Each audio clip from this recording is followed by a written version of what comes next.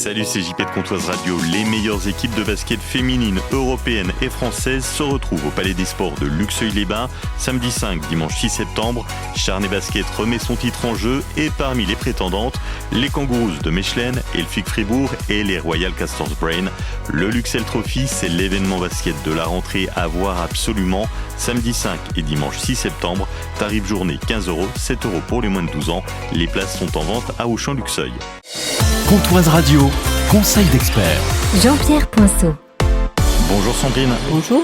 De la DIL 7090, l'association interdépartementale d'information sur le logement basée à Vesoul.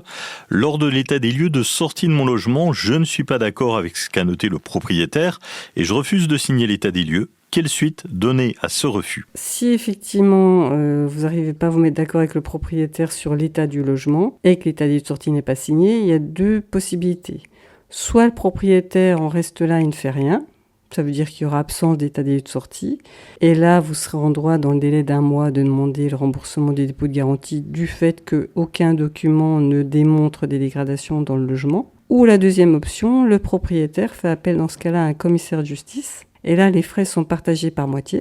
Donc là, le commissaire de justice, ce qu'on appelle un huissier, va donc constater l'état du logement. S'il y a des dégradations, donc là, évidemment, le propriétaire se servira de ce constat pour chiffrer les dégradations et vous les réclamer. Si en revanche, le commissaire de justice ne constate aucune dégradation, dans ce cas-là, effectivement, vous serez dans votre droit de réclamer le remboursement du dépôt de garantie. Merci Sandrine de la DIL 7090 basée à Vesoul.